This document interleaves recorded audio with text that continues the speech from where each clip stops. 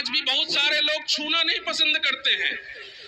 और आज जब बड़ी बड़ी टेक्नोलॉजी, बड़ी तकनीकी आ चुकी है, तो गौवा में क्या कहेंगे भैया, कोई बढ़िया कपड़ा कोई बामन पहन के घूमेगा ना, ठाकुर घूमेगा ना, तो उसकी बात कुछ और होगी।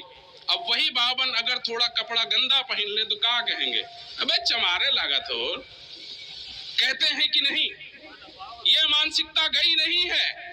अगर दुनिया में किसी को गाली देनी है तो चाहे जितनी गंदी गाली दे दो और एक शब्द का इस्तेमाल कर लो, सारी गालियां उसमें बौनी नजर आएंगी, छोटी नजर आएंगी। कहीं भरी समावे में कह दो काबे चमारे आयु का, तो दुनिया की सारी गालियां इस शब्द के आगे छोटी हो जाती हैं। क्या हम इस शब्द के आधार पर आने वाले भविष्य में जीना चाहेंगे? नहीं जीना चाहेंगे।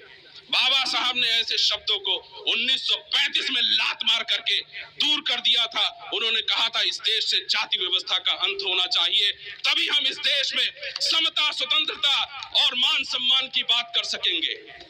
हम कौन सी लड़ाई लड़ रहे हैं? हम लड़ाई लड़ रहे हैं मान सम्मान की लड़ाई।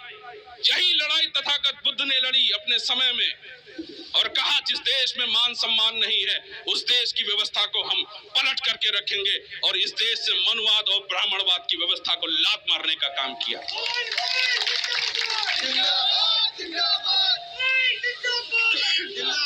जब संघर्ष आगे बढ़ा तो अगर आज हम जय भीम और जय मीम की बात करते हैं, क्यों करते हैं? पैगंबर साहब ने मक्का में जो आंदोलन चलाया, वो आंदोलन इन्हीं 3 विचारधाराओं पर केंद्रित था, मान सम्मान, समानता और स्वतंत्रता का। उन्हें मक्का में मान सम्मान नहीं मिला। उन्होंने इस मक्का की धरती पर समानता की बात कही। मक्का की धरती पर पैगंबर साहब से पहले जो पूजा अर्चना की जाती थी, वहां पर बुत परस्ती का जो है रिवाज हुआ करता था।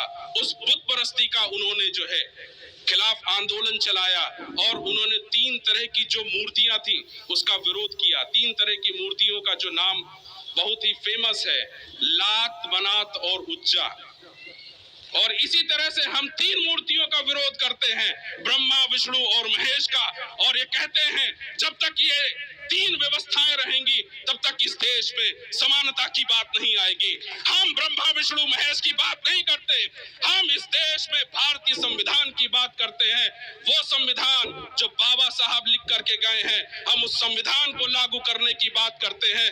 वही विचारधारा आदरणीय ओवैसी साहब करते हैं, और इस देश में भारतीय संविधान लागू होगा। MIM मजलिस उसी विचारधारा को आगे बढ़ाने के लिए आपके बीच आई है। हमने देखा है, हमने महसूस किया है कि क्या स्थितियां रही हैं इस देश में।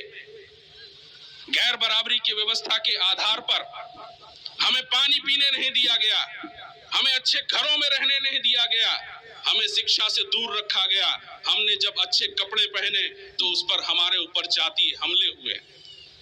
आज का दिन बड़ा महत्वपूर्ण है, 5 दिसंबर।